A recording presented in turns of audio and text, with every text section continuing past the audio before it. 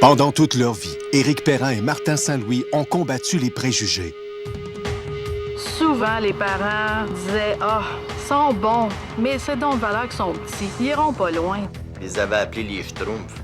Ça en était une fierté, lui puis Martin, là, il aimait ça, parce qu'il déjouait les gros. Trop de gens leur ont sans cesse répété qu'ils ne deviendraient jamais joueurs de hockey professionnels. Je pense que ça nous a motivés pas mal, on va dire bien franchement. C'est un négatif qu'on utilisait ça pour un positif. Ensemble, ils ont connu la gloire à l'Université du Vermont.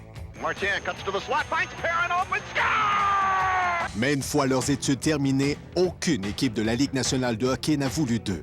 Trop petit, pas assez fort. Il fallait que je travaille sur mon jeu sans la rondelle. Puis le destin les a séparés après qu'ils eurent joué ensemble pendant 14 années d'affilée. C'était comme un couple de mariés depuis 14 ans, qui étaient ensemble. 6 ans plus tard, c'est pourtant ensemble qu'ils ont gagné la Coupe Stanley. Martin Saint-Louis est le joueur par excellence de la Ligue nationale de hockey. C'est bien du monde qui n'en venait pas, je pense. Éric Perrin, lui, rêve encore simplement d'obtenir un poste régulier dans cette ligue. Personne ne va le savoir jusqu'à temps qu'il m'essaye. Aujourd'hui, nous vous racontons l'histoire de ces deux amis de longue date qui, pour atteindre leur but, à force de détermination, ont chacun à leur façon emprunté le chemin le plus long.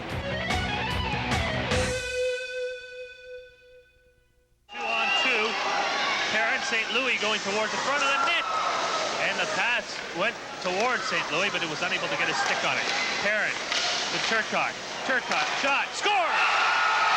J'ai rentré dans la chambre au milieu d'une saison en arrivant de la Saskatchewan. Et puis, je pense qu'une chose qu'on avait en commun, c'est qu'on était des petits joueurs, même à l'âge de 10 ans. Pour nous autres, c'était important, dans ce temps-là, d'être les plus petits. Puis je peux pas dire pourquoi, mais... Et en arrivant, je pense, la première pratique qui est arrivée comme ça, Martin est venu le chercher. Tout de suite, bon. En rentrant dans la chambre, il a pris mon sac, il l'a mis à terre, puis il s'est mesuré tout de suite, puis il était content parce qu'il était encore le plus petit de l'équipe. Ça a kické pas mal tout de suite. C'est comme si on avait le même thinking, on savait ce qu'on s'en allait. Turcotte to the corner. Perrin goes in front of the net. St. Louis there too. Big scramble for the puck, but it's covered up by goaltender Randy Koppel. Éric Perrin est arrivé, lui, au mois d'octobre, je crois. L'année était déjà commencée. Ça, c'était en 1985. Nous autres, on arrivait de la Saskatchewan à Regina. Moi, j'étais instructeur là, à la GRC. Et puis, j'ai été muté ici à Montréal. Moi, j'étais le gérant du club dans ce temps-là, tu sais, puis j'avais été voir son père, puis j'avais dit, écoute, on a un bon club, là. On a une bonne gang de parents, une bonne gang de joueurs, tu vois, on a du plaisir ici, tu sais. Surtout qu'il arrivait de l'école, là, c'était de sortir les buts, les balles, puis les hockey, puis ça jouait dans la rue, puis ils en mangeaient du hockey. Les deux nouveaux amis sont effectivement des mordus du hockey. Et dans les rangs Atomes, avant même sa rencontre avec Éric Perrin, le petit Martin Saint-Louis ne passe pas inaperçu lorsqu'il marque un but.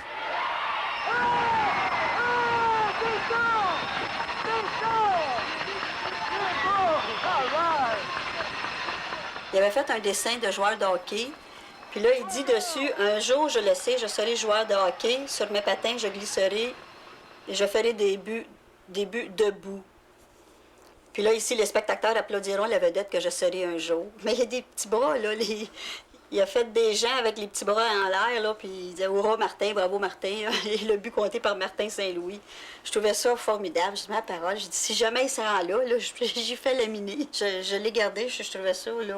Je dis, faut croire en lui, là. Ça a tout le temps été mon rêve. Je pense que ma grand-mère m'avait demandé à 5 ans qu'est-ce que je voulais faire. J'ai dit je vais jouer au hockey, pour la Ligue nationale, mais je vais être un chanteur pendant une semaine avant. Fait que c'était un chanteur pour une semaine, puis après ça, je joue au hockey national. Puis elle m'a demandé si j'allais jouer pour les Blues de Saint-Louis. Et j'ai dit, ben non. J'ai dit, ma femme ne voudra pas que je joue pour une équipe perdante. 5 ans. Si j'en mangeais du hockey, c'est ça que je voulais faire. Chez les Perrin, Éric déjoue très jeune et calcule des membres de sa famille. Son père Robert ne lui pousse pas dans le dos très longtemps pour qu'il chausse les patins. Lui, il pensait qu'il allait mettre au hockey, puis ça n'allait jamais marcher. Parce que dans le temps, j'étais un braillard, puis mon frère plus vieux, c'était un gars assez tough, puis à chaque fois qu'il passait à côté de moi, je pleurais. Je passais à côté, puis des fois, je donnais un petit coup. Puis là, il se mettait à brailler, puis je disais hey, « Voyons donc, pas jamais un joueur de hockey. » Ou je dis « Tu peux pas faire du sport, puis t'es pas tough. » C'est une momoune, Comme mon frère dit, je tellement moine. Finalement, je pense qu'il a persévéré là-dessus, puis il m'a prouvé le contraire. Les deux inséparables sont des sportifs accomplis. Martin se distingue notamment au soccer et on le voit même à la télévision lors d'une compétition de gymnastique aux Jeux du Québec à Dolbeau en 1985. Il y a des jeunes ici. Bonjour, comment ça va? Comment tu t'appelles? Martin. Viens ici, Martin. Quoi? Tu viens de quelle région? Laval-Ouest. Laval-Ouest. Tu participes en quoi? En gymnastique. Eh bien, t'es un grand athlète, toi? Est-ce que t'aimes ça venir au jeu? Ah oui. Oui, quel âge as-tu? 9 ans. 9 ans. En gymnastique. T'es le numéro 1? Non. L'année passée au provincial, t'as été le numéro 1. Ouais. Et là, tu viens à Dolbeau pour gagner une médaille? Oui. Oui? J'espère. J'espère. Est-ce que t'es fatigué? Hein? Es-tu fatigué? Un peu. Un peu? Ben, je te laisse aller, Martin. À l'âge pee-wee, Éric et Martin évoluent chez les Sénateurs de Laval et en 1989, on les retrouve dans l'uniforme du Canadien au Forum de Montréal. Le numéro 26, Martin Saint-Louis. L'ailier toute étoile de la Ligue nationale, Max Naslund.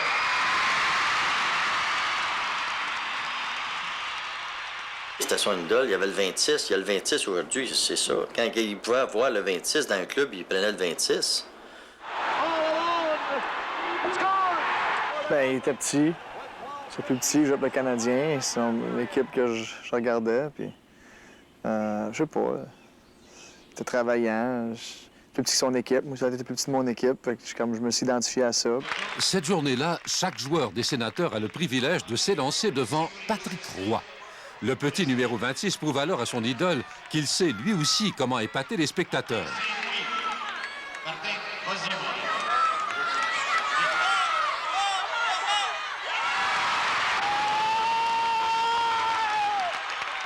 C'était comique, parce que Patrick s'était donné un peu, puis il l'avait envoyé en haut, tu sais. Mais il avait fait son petit move à la Max Naslund, là, puis hey. Patrick, il laissait scorer une coupe de gars de temps en temps, tu sais. J'avais compté. Matt là. J'avais demandé son hockey. Il m'a donné son hockey, puis je pense que 3 semaines plus tard, je l'ai laissé dans un... Je l'amenais tout partout, j'ai laissé dans un hôtel, un tournoi de hockey. Je l'avais laissé à l'hôtel, en arrière de la porte. Blessé et malheureux de son sort, Éric Perrin se contente cette fois-là d'un rôle ingrat de spectateur. Lui, Martin et Hugo Turcotte formaient alors un redoutable trio chez les Sénateurs. Une équipe qui comptait aussi dans ses rangs un dénommé Jocelyn Thibault. Malgré que tout le monde est quand même plus petit à cet âge-là, ils ont toujours été dans les plus petits, même à cet âge-là. Et puis, ils étaient tellement spectaculaires, ils étaient rapides. C'était vraiment des joueurs qui allaient récolter 2, 3, 4, 5 points par match. Et puis, match après match. Alors moi, j'étais content, j'étais le gardien de but de cette équipe-là, alors ça rendait ma vie pas mal plus facile. Mais tous ces éloges à leur égard n'empêchent ce fait. Malgré leur jeune âge, Éric et Martin se butent déjà au mur des préjugés envers les joueurs de petite taille. À sa première saison pee-wee, Martin avait même été retranché de l'alignement de l'équipe de calibre 2A parce qu'on le jugeait trop petit. Pee-wee 2A, moi, j'ai pas commencé l'année avec le Pee-wee 2A première année. Au lieu de jouer à 300, je pense qu'il voulait juste jouer à 200. Fait qu'on avait un avant de trop. Il m'avait coupé moi, je pense, parce que j'étais trop petit. Il a gardé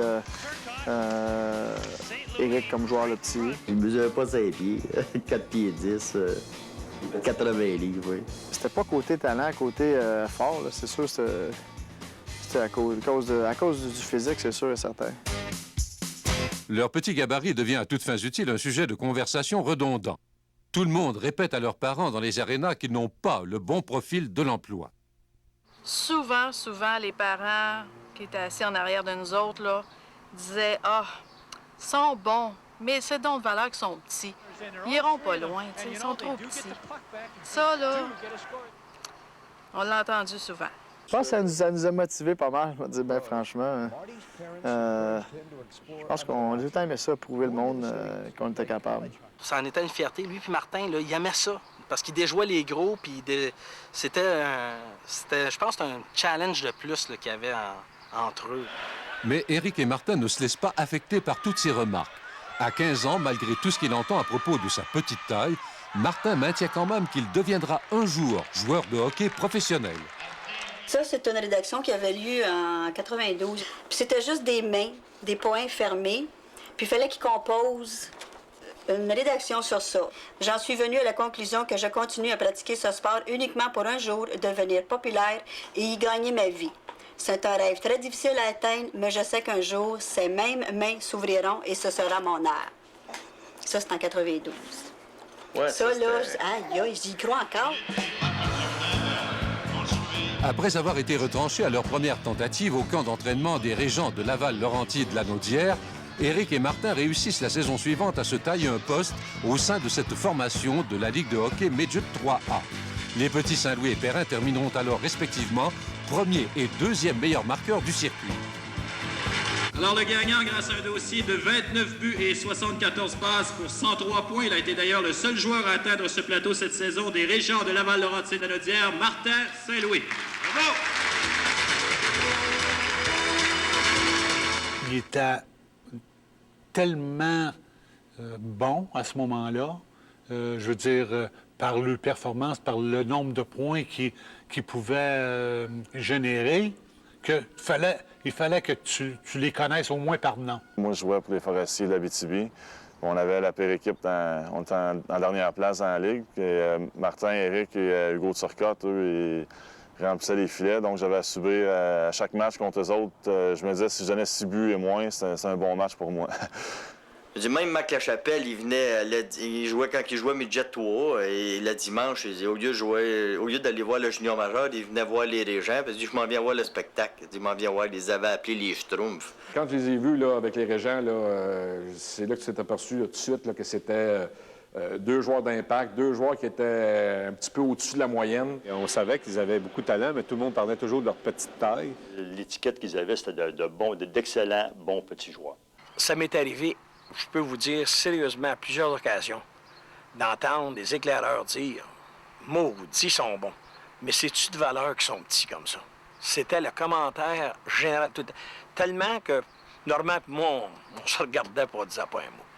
Puis je pense qu'on a ces personnes-là qui nous disaient ça à remercier pour notre succès. Ça nous poussait.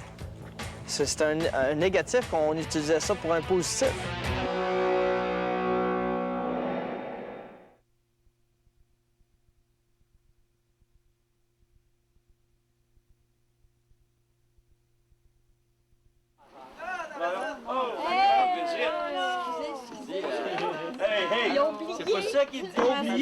Les familles Perrin et Saint-Louis sont très proches. Encore aujourd'hui, France, Nicole, Normand et Robert se rencontrent chaque jeudi soir pour partager un repas. Les deux familles vivent à quelques minutes l'une de l'autre. Éric a une sœur, Stéphanie, et un frère, Yannick. Et Martin a grandi aux côtés de sa sœur, Isabelle. Depuis leur rencontre, les enfants Perrin et Saint-Louis ont toujours eu l'impression de faire partie d'une même famille. C'était comme 2 frères. Moi, Éric, je le considère quasiment comme mon frère. Il était tout le temps chez nous. Moi, je rentrais chez Bob et Nicole comme si c'était chez nous. Puis Éric, puis Yannick et Stéphanie rentraient chez nous comme si c'était chez eux. On était tellement tout le temps ensemble là, que c'est comme ma deuxième famille. Là. À la reprise de la Ligue nationale avec les joueurs, espérons que nos jeunes se retrouvent. Deux familles unies qui, en 1992, ont incité Éric et Martin à choisir le hockey universitaire américain plutôt que le hockey junior québécois. Les études étaient au cœur des préoccupations des Saint-Louis et des Perrin.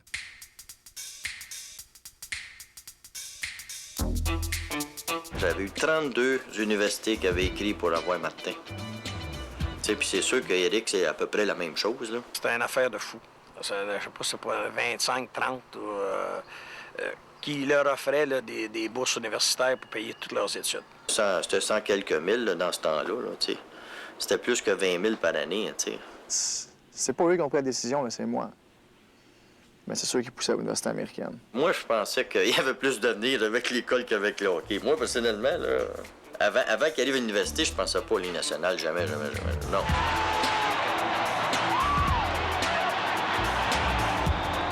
J'ai fait des interviews avec les équipes juniors. Là. Ils me disaient, Martin, si tu viens, on va te repêcher en première ronde. Là, il y avait 3-4 équipes. Là, même Laval, ils ont fait un gros meeting, moi et Éric. On était bien francs, on a dit non, gaspillez pas de draft. Puis on leur a dit non. Et t'es pas content. T'étais pas content, mais tu sais, Marc Lachapelle disait qu'on choisissait la mauvaise ligue.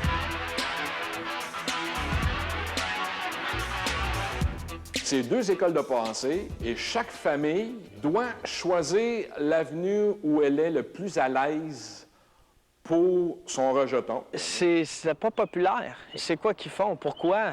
C'est pas une route pour aller dans la Ligue nationale. Le hockey universitaire, c'est excellent, mais c'est excellent pour une personne qui est capable d'aller à l'université. Il n'y a pas beaucoup d'autres Québécois qui sont allés à l'université puis qui ont fait qu'est-ce qu'on a fait, mais il y en a. Junior majeur, c'est pas repêché à 18 ans, les chances que tu perdes sont minimes. Tandis que universitaire, tu as la chance d'arriver là justement à 18-19 ans. Puis tu as un bon 4 ans là, pour te permettre de développer puis de maturer. Les joueurs québécois qui empruntent l'avenue des universités américaines, c'est pas la norme, c'est l'exception qui confirme la règle.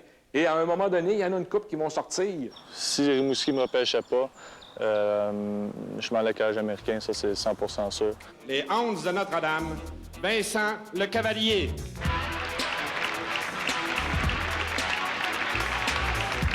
Il y avait une école privée à côté du Colisée où est-ce qu'on jouait, fait que c'est parfait. Tu veux jouer junior et aller à l'école, là, ça va être tough.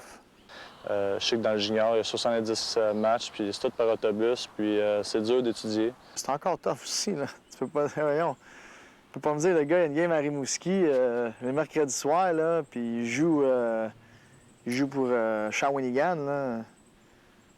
C'est une longue ride, là. Jeudi, tu vas à l'école jeudi? Je pense pas, moi.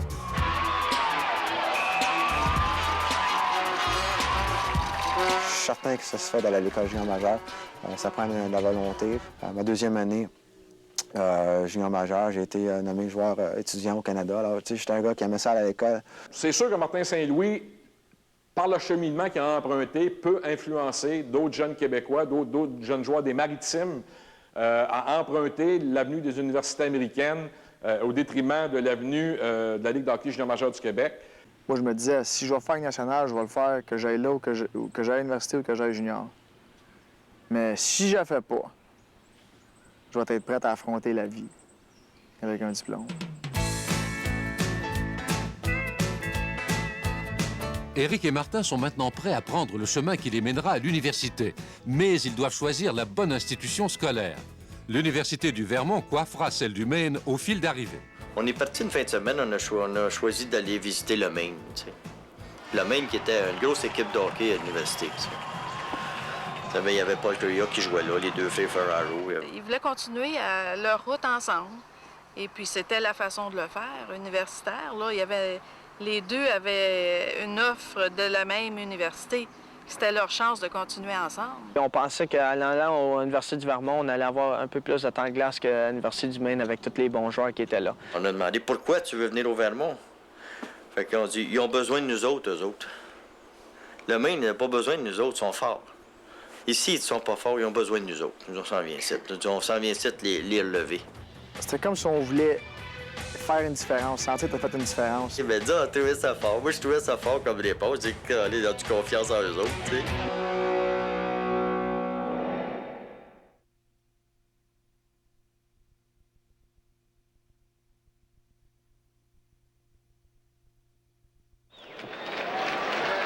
Au mois de juin 1993, Alexandre Daigle est le premier choix de la séance de repêchage à Québec. Sans surprise, Éric et Martin, qui n'ont pas opté pour la voie du hockey junior québécois, sont laissés pour compte.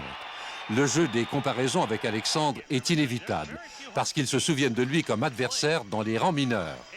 À 18 ans, on se rend à l'université américaine. On voit Daigle se faire repêcher premier overall dans la nationale. Dazé se fait repêcher. Éric Lecomte, tous des gars qu'on a joué contre. Puis comme nous autres, on se dit, Caroline, mais ça, ils sont pas bien aussi bons que nous autres. Tu sais, côté talent, là, si je nomme ces gars-là, c'était pas... même à cet âge-là, là, tu sais, juste talent pour talent. S'ils étaient meilleurs que nous autres, ils n'étaient pas beaucoup meilleurs que nous autres. Mais cette démesure s'explique quand même. Pendant qu'Alexandre Daigle brille chez les Tigres de Victoriaville, Éric et Martin sont loin des réflecteurs. À 17 ans, on les retrouve à Hawkesbury, en Ontario, au sein d'une équipe de calibre tiers 2. Éric et Martin ne peuvent pas évoluer dans la Ligue de hockey junior majeur du Québec parce qu'en agissant ainsi, ils perdraient l'année suivante leur privilège de toucher une bourse d'études à l'Université du Vermont. Cette saison tampon tourne au vinaigre. l'équipe de Hawkesbury veut les empêcher de rentrer au Québec à la mi-saison et de jouer à Joliette dans une ligue de même calibre. Lorsqu'ils ont demandé d'être libérés, ça n'a pas fonctionné comme ils souhaitaient. Et bon, on s'est mis de la partie. Et puis, avec l'organisation du National de Joliette à l'époque, bon, on s'est battu jusqu'en Cour supérieure de l'Ontario pour essayer de récupérer leurs droits. Et le juge avait dit à ce moment-là, un jeune de 17 ans peut décider d'aller à l'école où il veut. Et puis, par le fait même, de pouvoir jouer au hockey là où il veut. Donc, d'obliger Hawkesbury de donner leur libération. C'est ce qu'on avait fait. On a été 1 mois et demi à pas jouer et puis aller en cours pour avoir notre release et puis se faire libérer. C'était du jamais vu et puis je pense qu'on est encore dans les annales là, du hockey junior. À l'automne de 1993, Éric et Martin peuvent maintenant mettre leur plan à exécution. La première partie qu'ils ont joué à l'université, quand le coach a sorti de la chambre, là, il dit « Mr. Saint-Louis, they're gonna put me on business for a long time. » Tu sais, il dit « Il va me mettre en business pour longtemps. »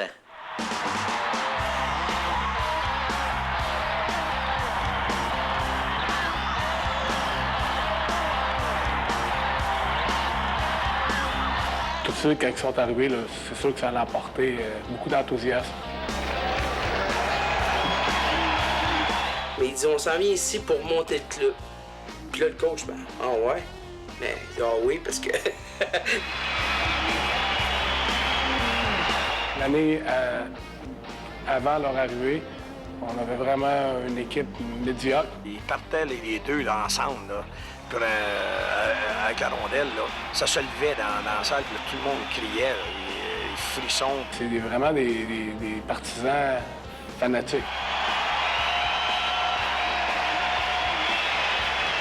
On était super intimidés par la place. Qu'est-ce que c'est ça? C'est mon frère. Ils chantent pour mon frère. Ils ont chanté à mon frère. Écoute, les filles prenaient des photos de moi parce que je ressemblais à mon frère. Tu sais, moi, je comprenais pas, là. Voyons donc. L'ambiance puis le spectacle qu'il y avait là, ça s'oublie pas, ça. C'est la section qui est là, ça, c'était des étudiants, ça. C'est à peu près 2000 étudiants là-dedans. Puis, c'est l'enfer. Aussitôt que t'embarques sur la glace, t'as des frissons. Third period. Each team a man short as we get underway, and Sail away with the puck for Vermont over the line right wing. Martin cuts to the slot, finds Perrin open, score! Oh! Oh! That took 10 seconds.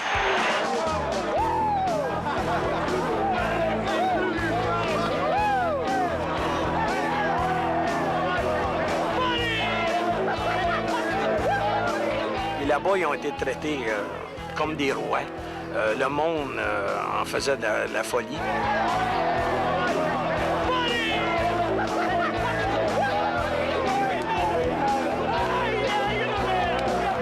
Il comptait un but, là, puis je pensais que la place était pour éclater.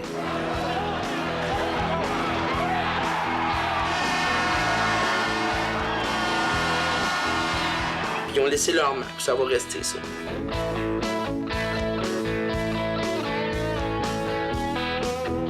Ça a été 4 ans, 4 années superbes là, de notre vie. À chaque fois qu'on retourne là, c'était une sensation de bonheur. Aller au Vermont puis monter l'équipe jusqu'à être numéro 1 dans le pays pendant 2 semaines, notre dernière année, là. Ça m'a fait plaisir. En 4 ans, Éric Perrin et Martin Saint-Louis ont réécrit le livre des records des Catamounts de l'Université du Vermont. Martin est le joueur qui compte le plus de points en carrière à Burlington. Éric est le meilleur buteur de l'histoire de la concession. Les deux membres de la French Connection détiennent le record du plus grand nombre de points en une saison, 85 à leur 3e année au Vermont. Éric et Martin ont tour à tour été nommés joueurs de l'année de leur ligue. Éric a été choisi recrue de l'année. Martin a été capitaine et 3 fois candidat pour l'obtention du trophée O.B. Baker remis aux meilleurs joueurs de hockey universitaire aux États-Unis. Éric a été candidat pour ce titre à une occasion. Mais chaque fois, on leur a préféré un autre joueur. Brian Holsinger en 1995, Brian Bonin en 1996 et Brendan Morrison en 1997. Et en dépit de toutes ces marques de reconnaissance envers le talent d'Éric et Martin, aucune équipe de la Ligue nationale ne daigne leur offrir un contrat.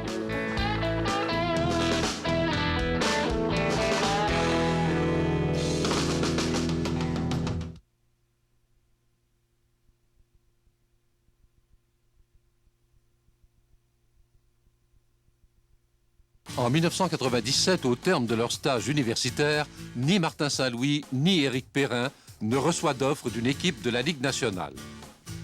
On n'a rien. Il n'y a rien. Ben rien. J'en reviens pas, moi. J'en reviens pas qu'il n'y avait rien. Un an plus tôt, Martin avait cependant refusé une proposition des Capitals de Washington. L'offre était peu alléchante et il avait préféré terminer ses études afin d'obtenir son diplôme en administration. Fait que là, écoute, c'est sûr, là, je me tapais ses doigts un peu là, après ma quatrième année. Je disais, personne ne se manifeste. Fait que là, je disais, tu sais, peut-être j'ai fait une mauvaise décision. Mais même si j'avais une mauvaise décision, j'avais gradué. Tu vas avoir une opportunité des fois. Si tu n'apprends pas, c'est fini. Martin Madden est à l'époque le directeur du recrutement chez les Rangers de New York. Il connaît bien Éric et Martin parce qu'il les a vus jouer au moins 2 ou 3 fois par année durant leur passage au Vermont.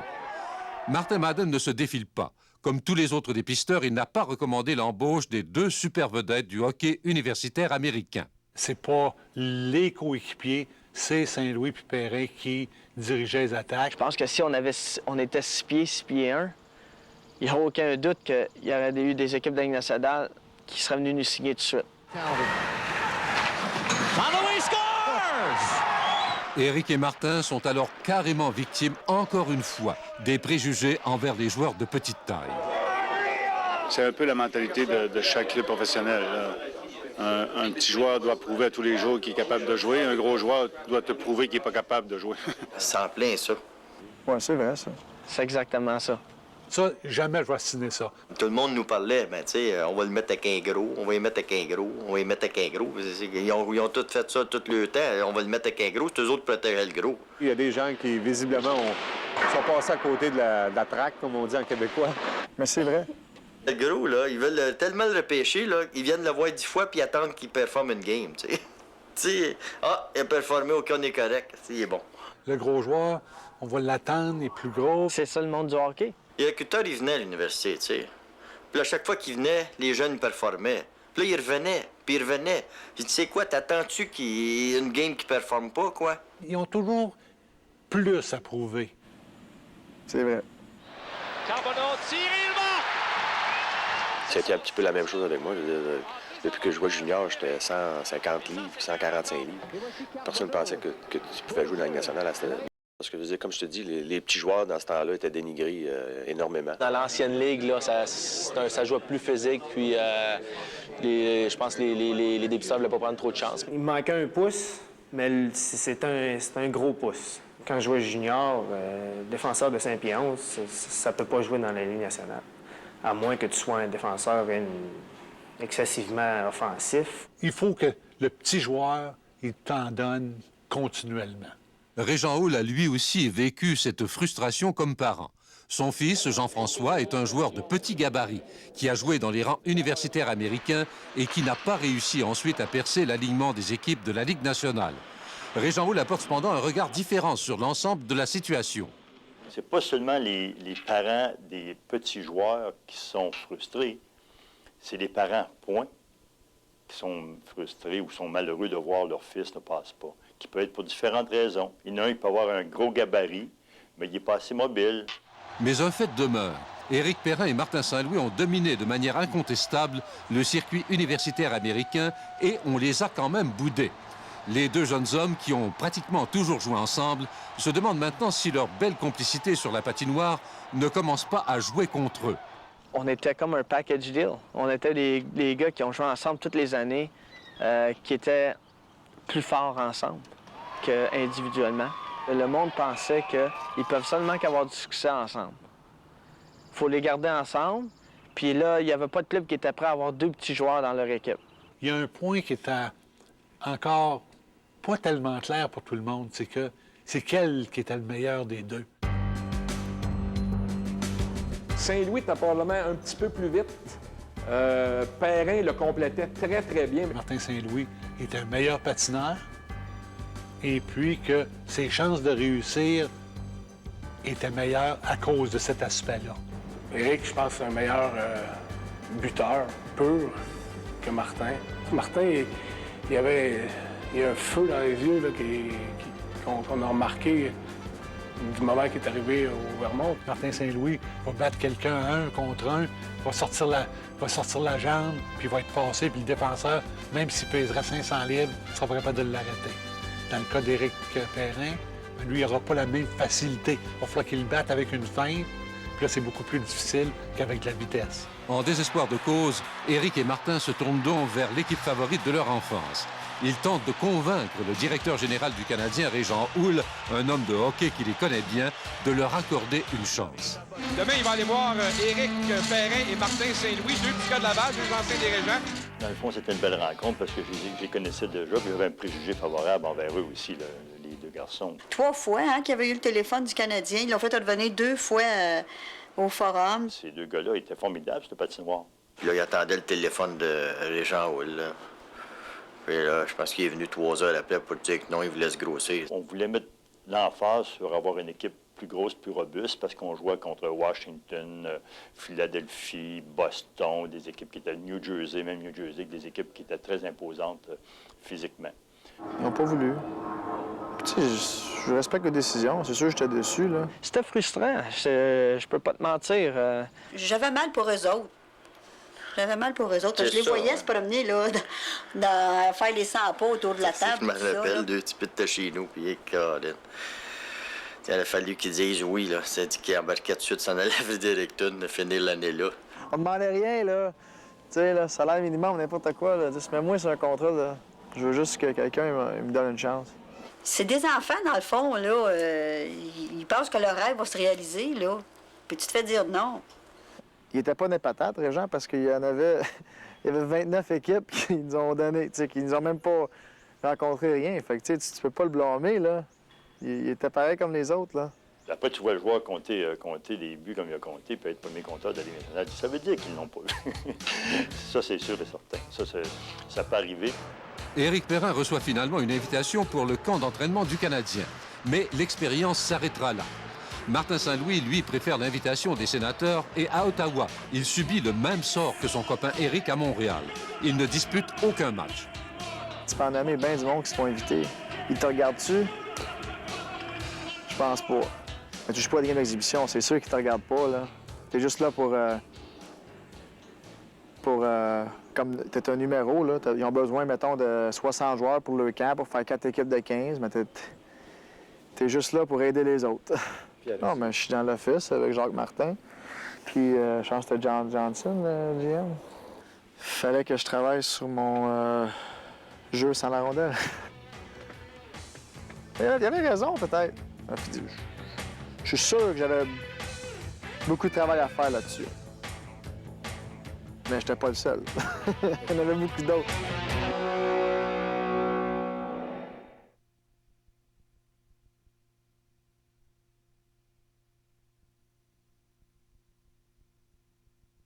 À leur sortie des rangs universitaires en 1997, incapables de convaincre une équipe de la Ligue nationale de miser sur eux, Éric et Martin aboutissent finalement chez les Lumberjacks de Cleveland. On est allé jouer dans la Ligue internationale. On a commencé là. Moi, je me disais, une bonne année à Cleveland, on va peut-être ouvrir des yeux, tu sais. Mais la fameuse French Connection, qui a fait un malheur au Vermont, n'exerce pas la même magie à Cleveland. Éric et Martin sont relégués à un rôle secondaire au sein d'un 3e trio. Une situation qui ne va pas durer. Ce qui est arrivé, c'est que le meilleur aide-les-doigts du club s'est blessé, puis le meilleur centre a demandé d'avoir Martin. Lui, Martin avait de la glace, là, on va aller Éric, là, tu sais. Là, il a performé. On aura l'occasion d'apprécier le talent de quelques joueurs québécois qui évoluent dans la Ligue internationale de hockey. Il y en a un peu moins que l'an dernier, cependant. Martin Saint-Louis, à titre de recrue. Il a été au match des étoiles, il a été le joueur du match.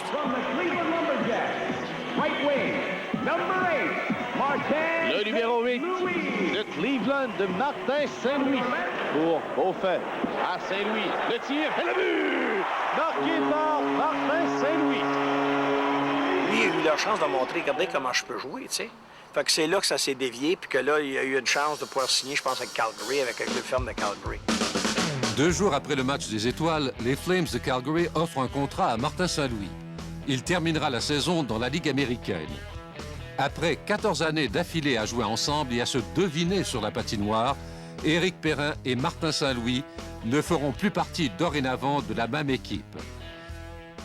Ils ne vivront pas cette séparation de la même façon. C'était comme un couple de mariés depuis 14 ans qui étaient ensemble. Là. Juste le fait de se laisser, ça lui a fait beaucoup de peine. Intérieurement, il était plus aussi heureux qu'il était. Je l'enviais parce que... pas que j'étais jaloux, c'est que je voulais être dans cette situation. Je voulais avoir ma chance. C'est sûr que pour lui, c'est injuste. Pourquoi moi, j'ai pas le droit de me montrer non plus? Fait que c'est peut-être un peu ça qui a tué son moral à ce moment-là, tu sais. C'était tough de partir, tu sais, c'est sûr. Mais moi, j'étais tellement excité. Je pense qu'Éric était content pour moi aussi. J'étais déçu pour lui parce que je m'en allais tout seul. Je pense pas que dans le temps, j'ai bien réagi. Peut-être qu'il aurait mal réagi un peu, là, mais c'est pas que dans son hockey, rien de ça. Il a continué à travailler, mais ça fonctionnait pas. J'étais plus occupé à peut-être m'amuser plus qu'en étant sérieux. Et puis je pense que c'est quelque chose que je regrette un peu, qui m'a empêché de peut-être devenir à un autre niveau. Même si j'ai eu du succès, j'aurais pu avoir encore plus de succès. Mais là, Éric, il fallait qu'il fasse son chemin. À cet âge-là, je réalisais pas ce que ça prenait pour le travail que ça prenait pour continuer à avoir ma chance. La chose qui est le fun puis qui te fait travailler fort pour continuer, c'est l'espoir. OK? Quand tu es dans la Ligue américaine, là, tu joues, en tout cas, quand je joue avec Calgary, je suis en Ligue américaine à Saint John, là, je me couchais le chaque soir, puis disais, peut-être le téléphone va sonner demain. Tu sais ce que je veux dire? Le téléphone sonne demain, là, puis peut-être aller en haut. Si j'avais été dans cette situation-là, où est-ce que tu appartiens à une équipe de la Ligue nationale, je pense que ça change ta mentalité au complet. Je pense qu'il y a beaucoup de monde qui ne réalise pas. Si tu n'as pas ton break, ta motivation est un peu plus différente. Ou est-ce qu'il y en a beaucoup qui diraient que ta motivation devrait être encore plus meilleure parce que tu veux avoir ta chance. Mais certaines personnes réagissent différemment. Martin Saint-Louis saisit sa chance à Saint John. Le club école des Flames atteint la finale de la Coupe Calder et le brio de leur nouveau venu n'est pas étranger à ce succès. J'avais 20 points à 20 games dans les playoffs. J'étais le premier de mon équipe. C'est la première fois vraiment qu'ils me voyaient jouer, moi. Ben, j'étais motivé au bout. À cause des séries-là, ben, j'ai fait l'équipe au camp l'année d'après. Hey, mais c'est pas facile de faire le duet à Calgary cette année-là. Il y avait Théoden Fleury, Valérie Buré, Jérôme Iguinla, Martin Saint-Louis. Mes 4 premiers matchs, je jouais avec Théoden Fleury et Andrew Castles. Côté talent, tout, j'étais prête, mais mentalement, j'étais pas prête. Pas en tout, j'étais trop nerveux, j'étais trop en or, tu sais, comme, wow, j'étais trop, là, impressionné. Tu sais, quand tout le monde te dit, tu le feras pas, puis là, t'es là, tu dis, qu'est-ce que je fais ici? Je suis pas supposé d'être ici. Il était là jusqu'au mois de novembre, à peu près, tu sais. Il a joué 13 parties. Et puis, après ça, ben là, ils l'ont envoyé en bas. Fait que là, j'allais en bas, là, j'allais m'envoyer dans les mineurs. Dans les mineurs, je cassais tout. Puis là, il m'appelle et dit, je sais pas quoi faire. Il dit, c'est trop bon dans la Ligue américaine, mais t'es pas assez bon dans la Ligue nationale. Fait que je vais te coller up, là, on va voir, là. Il était en haut, en bas jusqu'à janvier. Sur le 1er janvier, ils m'ont dit de me trouver une place en bas. J'ai fini l'année là. J'avais juste joué 53 games, j'avais fait le premier score à mon équipe. On avait été rompu, on avait décidé du côté de Perrin. Pendant ce temps, après un court passage chez les Rafales de Québec, Éric Perrin prend le chemin de Kansas City où il amasse 61 points en 82 matchs. Éric entame en force sa 3e année dans la Ligue internationale, mais une déchirure ligamentaire au genou met un terme à sa saison. On y était ce fin de semaine-là, il était en tête des compteurs. C'était l'année qui aurait pu percer, puis qui aurait probablement percé si ça n'avait pas été cette blessure-là. C'est là que je me demandais qu'est-ce qui va m'arriver. Il y avait des clubs qui fermaient dans la Ligue internationale. Il y avait, je pense, je sais pas combien de clubs qui fermaient leurs portes. Même la Ligue internationale allait fermer au complet. Il n'y avait plus de job. Chez les Flames, le boulot de Martin Saint-Louis est loin d'être assuré. Une très mauvaise surprise l'attend d'ailleurs à l'ouverture de son 2e camp d'entraînement à Calgary. Fait que je suis arrivé au camp l'année d'après. Première semaine, ils m'ont coupé. Pas un match d'exhibition. Un match d'exhibition, ils m'ont coupé. Mes coéquipiers m'avaient voté J'avais voté le joueur le plus utile à l'équipe. Puis tous ces gars-là, ils étaient encore au camp, puis moi, je m'en allais en bas. C'est ça que j'avais dit à l'entraîneur. C'est l'entraîneur, Brian, avait coupé. Ça l'a découragé, tu sais. Découragé, il s'est dit, celle-là, un peu écœurée, pour le dire. Tu sais. Lui, il voit blanc, moi, je voyais noir, tu sais. Mais qu'est-ce que tu veux? Ça veut pas dire qu'il n'a pas été honnête. Il a été honnête. J'ai dit, c'est correct, c'est comme ça, c'est parfait. J'ai dit, je m'en vais en bas, là, puis rappelez-moi pas. J'ai dit, rappelez-moi pas. Parce que je vais avoir une grosse année en bas pour me trouver une autre équipe. Il arrivait là-bas à Saint John, puis il était toujours... il montrait qu'il était de bonne humeur puis qu'il travaillait fort pour remonter à Calgary. Puis c'était ça son but, là, jouer dans la Ligue nationale. Puis en tout cas, j'étais parti en fou. J'étais premier scoreur de la Ligue après 15 games. J'avais 15 buts en 15 games, 26 points. Puis je me suis fait coller up. Là, je pense d'arriver là puis jouer sur les premières lignes. Non? Puis il a fini l'année là, tu sais, puis ils ont fait une ligne avec Stillman puis Wimmer. On était à la Ligue défensive. Sauter, il essayait d'y enlever la pression que Martin se donnait. Il disait, écoute, là, je veux pas que tu comptes. Arrête de... Je sais que t'es capable de compter, mais c'est pas ça que je veux, là. Moi, Sauter, là, le rôle qu'il m'a donné, ça peut être le meilleur rôle que j'ai jamais pu avoir pour commencer dans la Ligue nationale.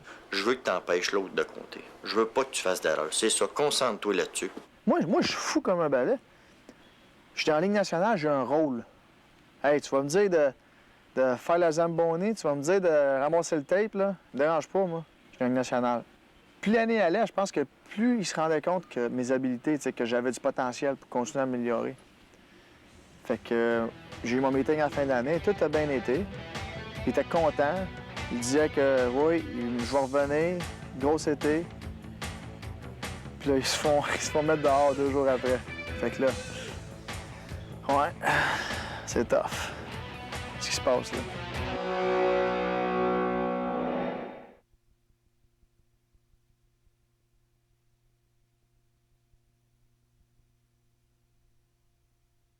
L'été 2000 est une autre saison mouvementée pour Martin Saint-Louis. Il épouse Heather, une femme qu'il avait rencontrée 4 ans plus tôt à sa dernière année à l'Université du Vermont. Ils sont aujourd'hui les parents de Ryan et Lucas. Comment ça va, mon petit Pete? Comment ça va? Mais juste avant d'unir sa destinée à Heather au mois de juin de l'an 2000, Martin apprend qu'il est libre comme l'air sur le plan professionnel. La nouvelle direction des Flames ne veut plus de lui et décide de racheter son contrat. Mais non, mais j'ai pas le choix. Quand le gars dit « on t'achète », là, je dis « non, non, non, je vais jouer ici. Mais vous me voulez pas, mais je vais jouer. » Tu sais, tu t'en vas. T'as pas le choix. Ça est arrivé là, 2 semaines avant le mariage. Là, c'est mon honeymoon, c'est mon voyage de noces. Au téléphone à tous les jours. Well, I was happier the second half of it once the contract was signed. The first half, you know, luckily I enjoy lying in the sun and everything. Au repêchage d'expansion, ni le Wild du Minnesota, ni les Blue Jackets de Columbus ne sélectionnent Martin Saint-Louis alors que son nom figure sur la liste des joueurs mis à leur disposition. Martin s'attendait pourtant à trouver preneur. Ben ça, c'était un bas, oui. Parce que moi, en tout cas, ce que j'entendais, c'est que je m'en allais à Columbus. C'était sûr. Puis, je n'ai pas fait ramasser. Calgary me veut pas. 2 clubs d'expansion me veulent pas. Qu'est-ce que c'est qu'il me veut? Mais peut-être que c'était trop haut pour Columbus. Tu sais, j'avais scoré 3 buts. 525 000, 3 buts. C'est coûte cher du but. Les statistiques de Martin ne le favorisent pas et sa taille ne joue pas non plus en sa faveur. Décidément, Martin ne possède pas les bons atouts pour inciter les dirigeants de la Ligue à lui proposer un contrat.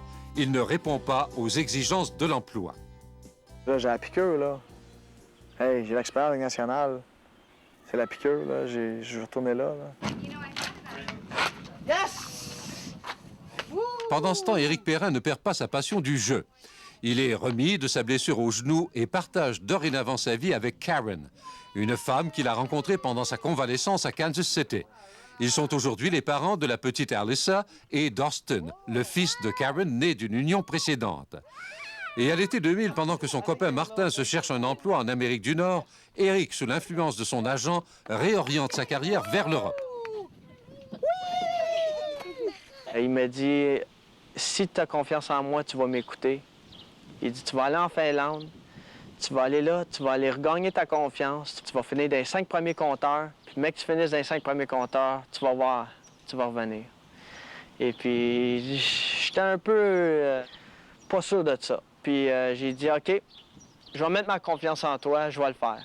He didn't go to Finland to have a career in Europe. He went to Finland to get better, get seen, and get a chance to live his dream, and that was to be in the NHL. Mais dès son arrivée en Finlande, Erik a l'impression d'être à l'autre bout du monde. Il en perd ses illusions.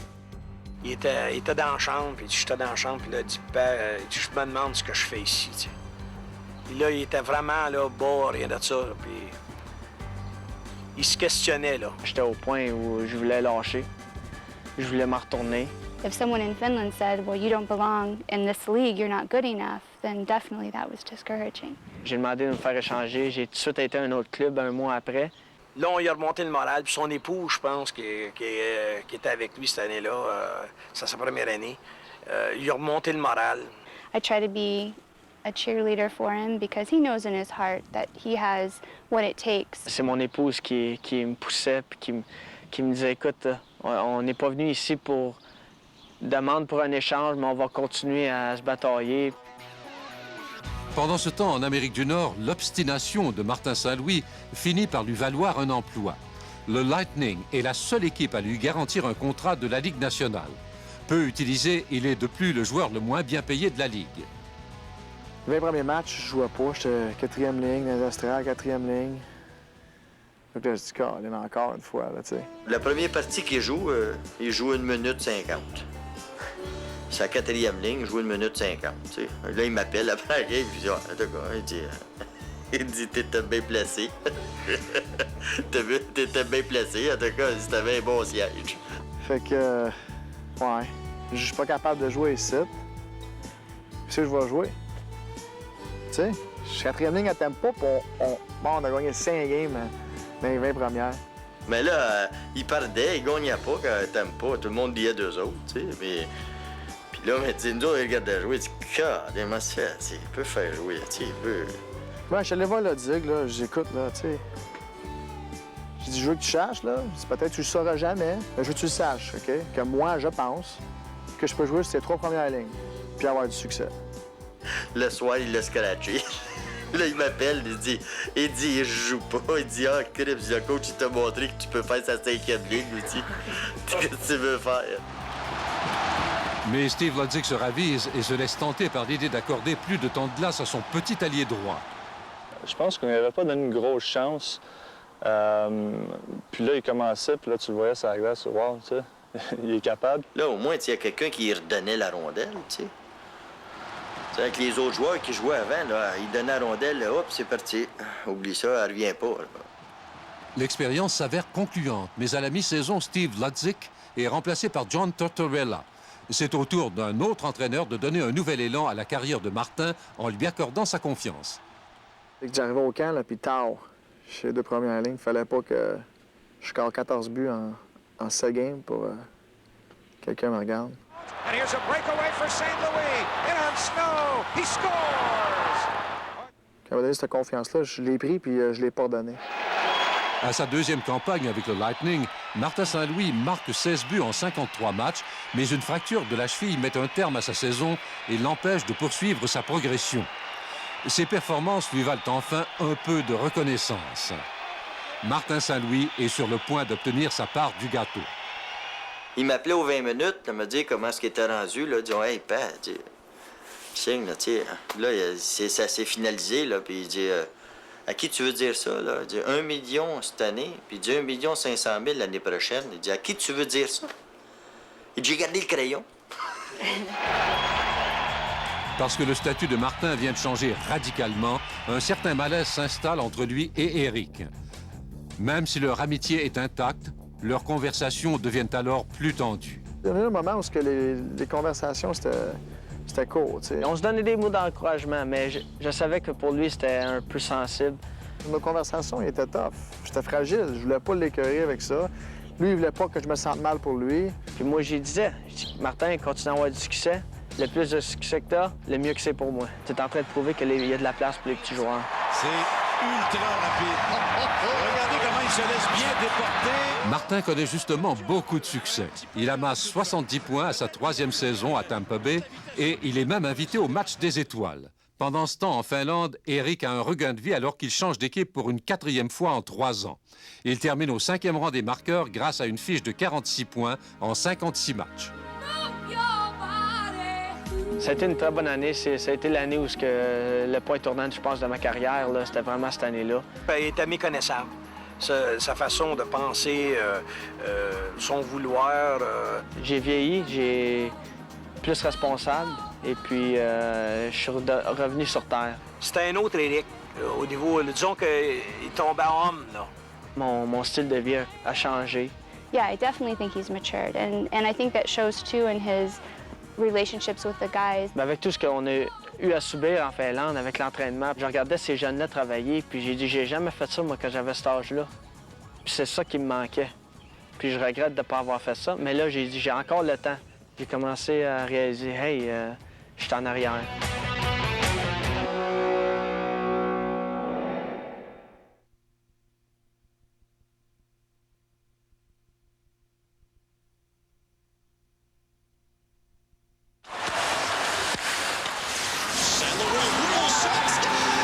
À sa première participation aux éliminatoires en 2003, Martin Saint-Louis se distingue en inscrivant un but en 3e période de prolongation contre les Capitals, qui permet à son équipe de gagner la première série de son histoire.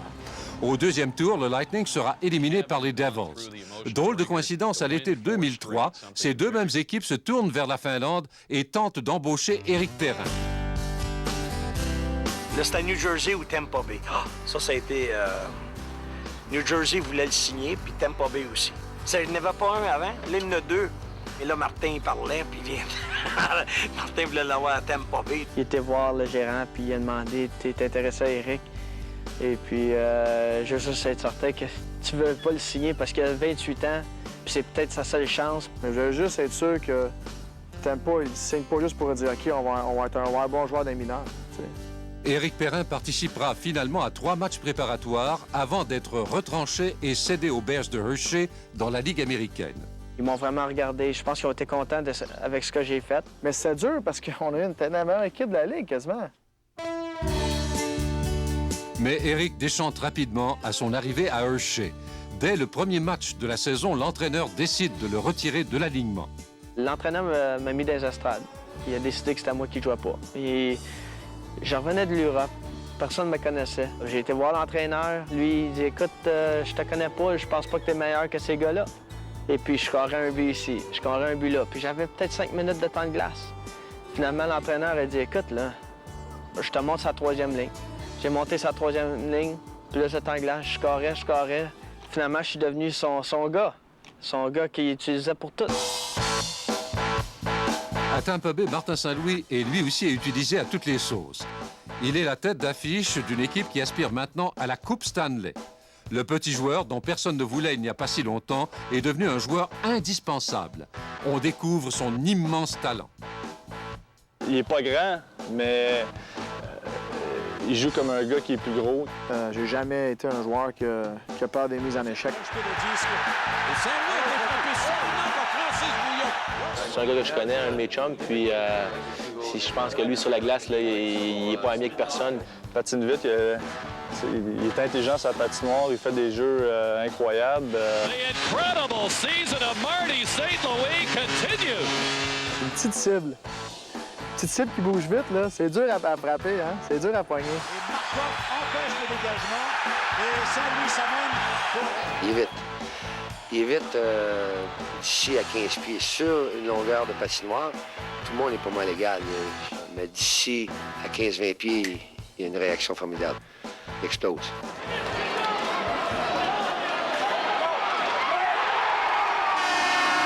Plus tu as de succès, plus le monde va jouer fort contre toi. Martin Saint-Louis peut effectivement s'attendre à ce qu'on lui fasse la vie dure. À sa 4e saison, il livre bataille à Joe Sakic, Markus Nestlund et Robert Lang pour le titre de meilleur marqueur de la Ligue. On a vu qu'il y a eu le stress pendant 2 mois avec son championnat des compteurs. Là. Il en parlait pas, puis j'en parlais pas, puis je voulais pas le stresser avec ça. Mais moi, je suivais le journal, hein, puis avec elle, on suivait le journal. Moi, je voulais juste que, je gâche pas ma chance. T'sais. Écoute, là, ton équipe a gagné. Pense pas trop à ça. Même des fois, c'est dur de pas y penser parce que peut-être tu serais jamais dans cette situation-là encore. À la fin, là, les 4-5 derniers matchs, là, tu sais, Colin, tu es tellement proche, là. Tu sais, s'il n'y en a pas gros, c'est un par année qui fait ça. Fait que, tu sais, ça a été venu un challenge. C'était venu quelque chose que je voulais atteindre parce que j'étais là. Tu sais, tu es là puis tu l'atteins pas, c'est plate. And the winner, Martin St. Louis.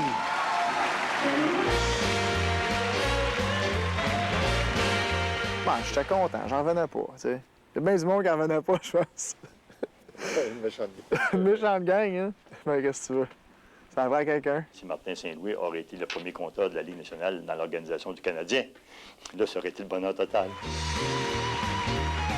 Martin remporte non seulement le championnat des marqueurs, mais il est aussi élu joueur par excellence de la Ligue. Martin vit également un autre moment inoubliable. Alors qu'il ne reste que 4 matchs à disputer au calendrier, son grand ami, qu'il considère comme un frère, est rappelé par le Lightning. Éric Perrin apprend la nouvelle à bord de l'autobus après un match. L'entraîneur s'est levé et puis c'est là qu'il a annoncé devant tout le monde que finalement j'allais vivre mon rêve de jouer un match à la Ligue nationale. C'est la première fois que j'ai vu autant de monde content pour une personne, pour un rappel. C'est-tu vraiment ça qui arrive? J'ai 28 ans, finalement. Moi, je joue dans la Ligue nationale. Éric Perrin, cette année-là, tout le monde savait quelle sorte de joueur que c'était. Il se sentait obligé de l'annoncer devant tout le monde. C'était le leader de notre équipe. Il m'utilisait comme exemple. Il disait aux gars, il dit, regardez ce que j'ai fait à Éric au début de l'année, puis regardez ce qu'il m'a fait. Il me l'a remis d'en face. Martin m'avait appelé et m'avait dit, ils vont rappeler Éric, mais dis pas en pas, là. Ça a été probablement pour nous autres ici la soirée la plus émouvante qu'on a connue. Éric, il a pris son cellulaire puis il a appelé son père. Puis lui, il me dit à moi, il dit, père, il dit, tu croiras pas, puis il pleurait. Puis, il dit, mon rêve, il dit, vient d'arriver. Il dit, il m'a appelé. J'étais un peu ému, mais pour lui, c'était... lui aussi, c'était un rêve pour moi parce qu'il sait comment fort j'ai travaillé pour me rendre là. Ça fait que moi aussi, j'étais ému. Je pense encore aujourd'hui, là, tu sais. Il était pas capable de dire, tu sais, tout ce qu'il disait, mon rêve, ben, mon rêve. Fait que là, ça se remet à broyer, tu sais. Moi, je le compte, puis, tu sais, je parle, j'ai l'émotion, les trucs mollo, tu sais, j'ai de la misère à compter. Et puis, tu t'en vas, t'aimes pas bien. Ah oui, elle aussi est à côté, puis ça a été... il dit, je pars demain matin pour Tampa Bay. On était tellement contents, tu sais, qu'il joue des games dans la Ligue nationale, tu sais. Je disais, il mérite, ce gars-là, de jouer dans la Ligue nationale, tu sais, d'avoir une chance, tu sais.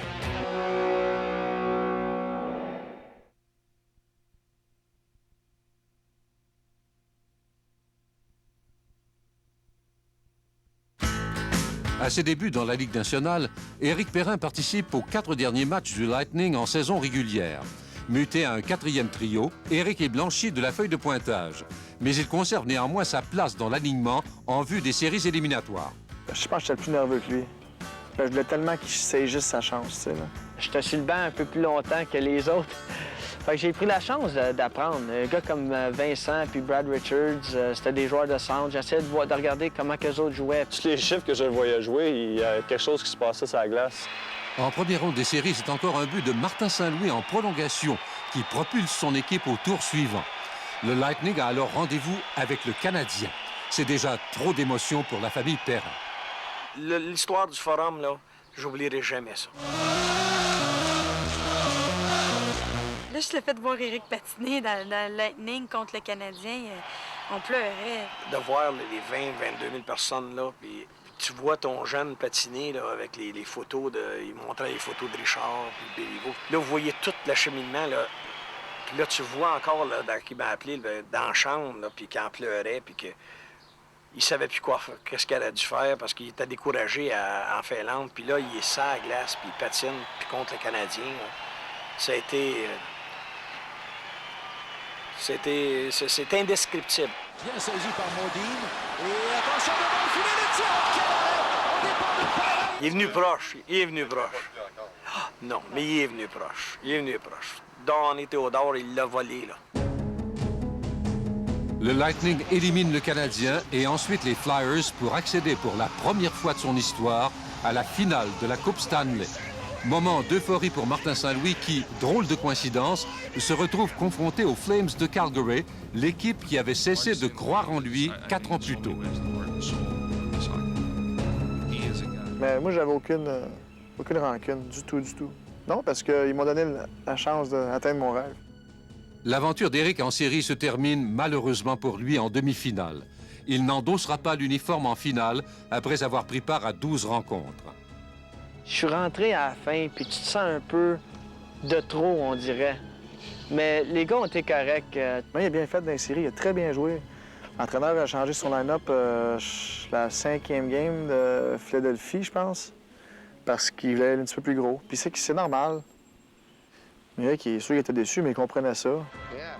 C'est le 6e match de la finale de la Coupe Stanley. La tension est à son comble. Le Lightning fait face à l'élimination et l'issue de ce match sera connue en prolongation. Ça, l'overtime national, c'était clair dans la série. Ah! Le maudit rush. Marqué dans le coin par Saint-Louis. Et Guy là, remet vers Silo, il trébuche. Et là, la rondelle dévie. Et le retour et le but! Ça, c'était le fun. Ah oui, ça, c'était le fun. Et Colin. Comment est-ce qu'il a réussi? Ah oui, ça, là, je scorerais jamais un plus gros but que ça. Mais quand il a compté, là, c'est sûr, on a sauté. J'ai une chance, son plafond était à 10 pieds. Si elle était à 8 pieds, je pense que j'aurais fait les 2 points dans le plafond. Martin a compté son but. Elle, je pensais qu'elle allait accoucher sur le sofa. Elle a sauté, je dirais Alex. Puis une demi-heure après, je pense, Martin nous a appelés. Oui, il était dans la chambre des joueurs. Il était dans la chambre des joueurs, il appelait avec son cellulaire, j'ai parlé, il dit là, il dit prépare-toi, tu t'en viens. J'appelle mon agent, on réserve ton avion, puis tu viens me rejoindre à Tampa, tu sais. Et ce voyage à Tampa Bay sera mémorable. Le but marqué par Martin en 2e période de prolongation à Calgary n'avait donné qu'un aperçu aux familles Perrin et Saint-Louis des grandes sensations qui les attendaient 2 jours plus tard.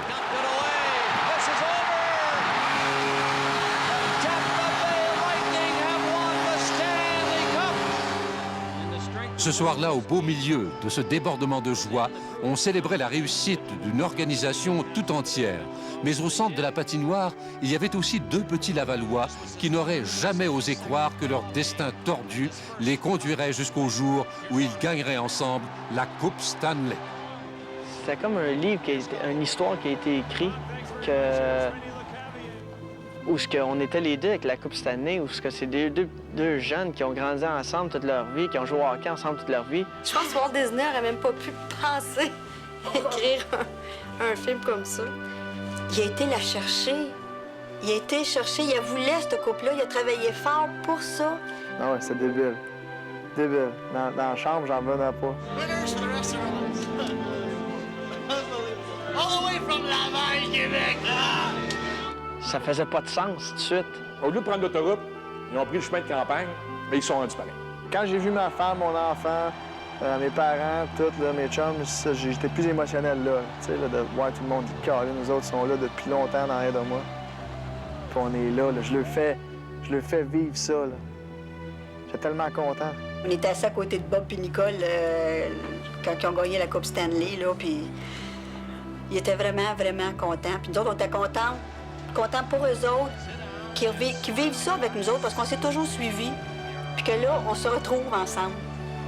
Fait que c'était le summum. Même s'il y a eu des difficultés, il a dit « ben je lâche pas, je suis capable, puis il dit je vais réaliser mon rêve. » Puis parce qu'il n'a pas lâché, ben là, là tu vois, il a réalisé son rêve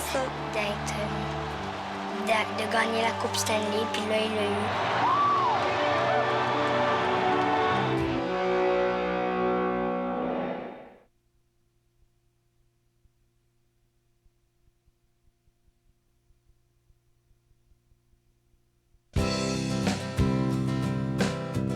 À l'été 2005, après une année en lockout suivie de négociations de contrats au dénouement tardif, Martin Saint-Louis est finalement récompensé par le Lightning. Il accepte une offre de plus de 31 millions de dollars échelonnée sur 6 ans. La somme est particulièrement colossale pour un joueur à qui on a toujours répété qu'il était trop petit. Je suis content pour lui parce qu'il mérite, il a travaillé fort pour, il mérite parce qu'il l'a prouvé. Il l'a prouvé à tout le monde. C'est pas juste la chance, là. T'attends que ça tombe du ciel, là. Plus tu travailles, je pense que plus tu mets les chances de ton bord. Tu t'aides. Si tu t'aides pas, oublie ça. Si tu penses que ça va arriver juste parce que t'es bon, là, tu peux attendre longtemps. Ben, c'est pas un chemin court quand même, c'est un chemin assez long qu'il a pris. Il a choisi, mais c'est un chemin sûr. Puis il a jamais, avec des embûches, puis il a jamais lâché. Je suis très, très fier justement d'avoir côtoyé un gars comme ça, puis un gars qui a bûché, puis d'être arrivé où il est arrivé. Je pense que c'est une belle leçon, une belle histoire pour tout le monde. C'est le fun, ça rouvre les yeux aux dépisteurs puis aux équipes qu'il n'y a pas juste des gros joueurs qui sont capables de bien performer dans la Ligue nationale. Parce qu'il y a beaucoup plus de petits joueurs qui se font repêcher. Non, je pense que c'est pas moi qui ai commencé ça, mais je pense que j'ai aidé à faire continuer ça. Si t'en as deux qui sont équivalents, c'est sûr que t'es en gros. Mais empêche pas le petit juste parce qu'il est petit. Je pense qu'on est plus des exemples à suivre. Quand je vois des jeunes dans la rue, c'est plus leurs parents qui vont dire ça, c'est un petit, il est pas grand, mais il travaille fort. C'est ça qui est le fun de se faire dire. Je pense que quand tu travailles fort, puis tu pas jusqu'au bout, mais tu peux y arriver. J'entends beaucoup d'histoires, tu sais. Non, moi, j'étais trop petit, j'ai mal aux genoux. Le coach m'a fourré. Tu sais, j'entends beaucoup d'histoires, normalement. Mais ceux qui ont travaillé puis qui ont tout donné puis ont sacrifié puis d'atteindre leur but, mais leur chance de succès est beaucoup meilleure. Moi, des fois, je trouve qu'il y a des ressemblances avec Maurice Richard. Il y en a qui vont dire que je pousse trop fort. Mais quand tu regardes les yeux dans le feu de l'action, les yeux perçants, du feu dans les yeux, c'est un joueur qui a toujours dû bûcher pour arriver où il est aujourd'hui. Il est toujours dans sa bulle avant un match. Le matin d'un match, il pense déjà à ce qu'il va faire le soir. Puis c'est ce qui fait que c'est un joueur vraiment, moi, à mes yeux, c'est un joueur pratiquement unique, un joueur d'exception. Il y a bien du monde qui ne croit pas en moi parce que je n'ai pas la grandeur, ils disent. Mais en ce qui me concerne, il y a des exceptions, des gars comme Fleury, Ronning, Gilmore, des petits joueurs. Puis moi, j'embarque sur la glace, je suis 6 pieds 4. C'est dans la tête. Éric Perrin, lui, est confronté à une autre réalité. Il n'arrive pas à convaincre le Lightning de lui consentir un contrat de la Ligue nationale à un salaire garanti de 450 000 $. Éric se contente plutôt d'une offre à 2 volets qui lui rapporte à peine 75 000 $ s'il doit évoluer dans la Ligue américaine. Un salaire bien modeste pour le meilleur marqueur des Bears de Hershey au cours des 2 dernières années. Éric est donc coincé puisque le Lightning s'est déjà engagé à verser un salaire garanti de la Ligue nationale aux joueurs contre lesquels il doit se battre pour une place dans l'équipe. Une indication qui ne trompe pas sur les intentions du Lightning, qui doit aussi composer avec la règle du plafond salarial. Arrive alors une proposition en provenance de la Suisse. Le club de Berne veut faire d'Éric Perrin l'une de ses têtes d'affiche. Et c'est attirant de jouer au hockey dans ce pays, comme le témoigne le défenseur du Canadien Mark Streit, joueur étoile de la Ligue suisse jusqu'en 2005. Est-ce qu'un joueur peut bien gagner sa vie en jouant au hockey en Suisse? Ouais, c'est pas un problème, ouais. En Suisse, un très bon joueur arrive à gagner un demi-million sans taxes. Mais la décision que doit prendre Éric comporte un risque. Les joueurs qui choisissent l'Europe envoient un message à la grande famille du hockey. T'as abandonné, surtout une deuxième fois. Ça veut dire que normalement, je vais faire plus d'argent, je vais jouer moins de matchs, je vais prolonger ma carrière. C'est ce message-là que tu envoies aux dirigeants de la Ligue, puis eux perdent un petit peu d'intérêt. Le club de Berne compte effectivement dans ses rangs un joueur comme Pascal Trépanier, qui a opté de gagner sa vie en Europe au même titre que ses coéquipiers Sébastien Bordelot et Christian Dubé. C'est sûr que la Ligue nationale, c'est le rêve de tout joueur de hockey. Éventuellement, tu prends une prise de conscience, tu analyses où tu vas. Des fois, souvent, un joueur peut être à la croisée des chemins. À 30 ans, Éric Perrin optera finalement pour l'aventure européenne. Une décision déchirante, parce qu'elle signifie peut-être qu'il ne pourra plus gravir les échelons vers son rêve ultime de jouer dans la Ligue nationale. Voilà la décision d'un homme soucieux d'assurer dès aujourd'hui la sécurité financière de sa famille, quitte à mettre de côté ses ambitions. Éric espère seulement que son cheminement puisse servir d'exemple à d'autres jeunes joueurs de hockey. Ça me dit qu'au moins j'ai fait quelque chose de bien avec ma carrière, que ça a valu la peine. Puis être ici, à ce point-ci, où je peux parler de ça, puis exprimer ce que j'ai passé à travers pour peut-être aider d'autres jeunes joueurs qui vont passer à travers la même chose que je vais passer à travers. Je me sens un peu chanceux d'être dans cette situation-là et heureux également de pouvoir partager ça. Et puis j'espère que tout le monde va pouvoir regarder ça puis peut-être leur donner de la motivation. Parce que je pense que tu peux pas seulement te fier sur ton talent. Ça prend beaucoup plus de ça. Ça prend un gros cœur puis bien de la persévérance. Mais une question demeure en suspens. Éric jouera-t-il à nouveau dans la Ligue nationale? Je pense qu'il devrait être assez outstanding, il devrait être très, très fort pour vraiment revenir en Ligue nationale. Mais je sais qu'il y a beaucoup de scouts en Suisse. Ouais, c'est possible. Disons que c'est possible, mais j'y crois pas vraiment. Il y a une petite chose qui va faire la différence, qui fait qu'ils sont en haut de la ligne, puis d'autres sont en bas de la ligne. Puis ça a toujours été, puis pas seulement dans le hockey, dans tous les sports professionnels, où est-ce qu'il y en a qui sont juste là, mais la coche de plus, ils n'arrivent pas à aller la chercher. Ça ne veut pas dire qu'il n'est pas capable de jouer dans les nationales, mais il va peut-être être toujours le 24e joueur ou le 25e joueur de chaque équipe. C'est dommage parce que il a sa place dans la Ligue nationale. C'est juste qu'à un moment donné, combien de joueurs de petite taille qu'une équipe peut avoir, c'est toujours ça la grosse question. Si on donnait le 10e de chance aux petits qu'on donne aux gros, il y aurait plus de petits dans la Ligue nationale. Le 10e. Je pense pas que je peux être plus fière de quelqu'un que je peux l'être de mon frère avec tout ce qu'il a accompli.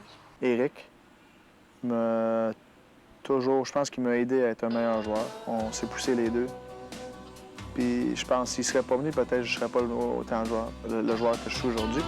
Tu reviens de loin, je l'ai vu dans tes yeux.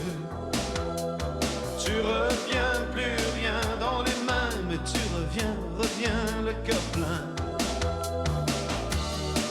Ton air de Colombo au fond du bistrot cherche encore un credo à la fin d'un tango. Tu rejoins au loin tous les anges égarés, ni gagnant ni perdant, la page est tournée. Tous les jeux d'apparence, tu les regardes en silence. Tu souris aussitôt et tu retournes au piano. Il y a des éclats de rire, ton passé qui chavire. By St. Louis, and St. Louis going to work. He steals, he cuts it alone, he's gone! Oh, what a spectacular goal!